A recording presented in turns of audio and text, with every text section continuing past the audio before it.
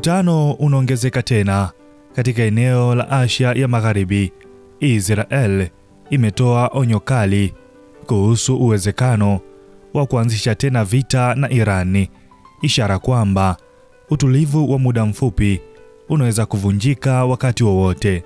Eneo hilo linaonekana kujiandaa kwa sura nyingine ya maafa katika mzozo wao usiokoma. Katika taarifa hii mpya, Israel imesema haitavumilia tena vitisho vya kivuli kutoka Iran. Tathmini ya hivi karibuni kutoka jeshi la ulinzi la Israel IDF inaonyesha kwamba kampeni dhidi ya Iran bado haijamalizika.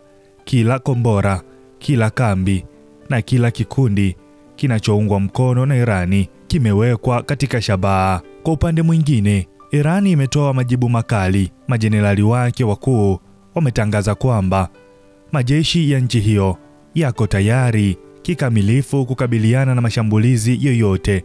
Kwa nguvu zote, vikosi vyake vya majini, askari wa ardhini na ulinzi wa angani vimewekwa katika hali ya tahadhari ya juu, tayari kwa mapigano. Mnamo mwezi Juni, Israel ilizindua shambulizi la kushtukiza lilolenga ndani kabisa ya ardhi ya Iran na kufanikisha kuwaua makamanda wakuu na kuharibu baadhi ya mitambo muhimu ya nyuklia na ya ulinzi. Tehran ilijibu kwa nguvu, ikirushia Israel mashambulizi ya makombora ya masafa marefu na droni yaliyosababisha uharibifu mkubwa na vifo vya watu wengi. Israel. Marekani pia iliungana na mshirika wake Israel na kurusha mabomu mazito yaliyolenga vituo vya nyuklia vya Iran. Tangu wakati huo, kumekuwepo na hali tete ya kusitisha mapigano, huku pande zote mbili, Tel Aviv na Tehran, zikiangalia mzozo huu kama suala la uhai au maangamizi. Israel inadai kuwa mpango wa nyuklia wa Iran na uwezo wake wa makombora unahatarisha usalama wa taifa mara moja.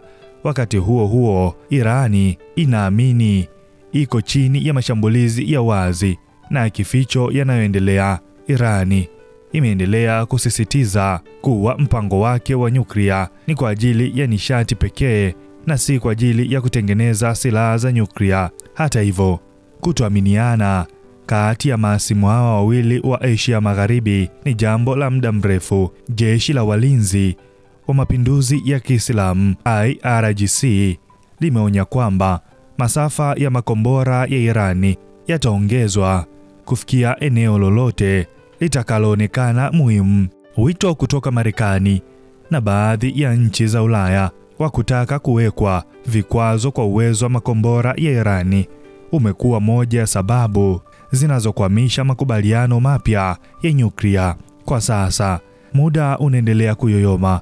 Kombora moja tu au shambulizi moja lisilokusudiwa linaweza kulizamisha tena eneo la Asia Magharibi katika janga jipya la vurugu na vita.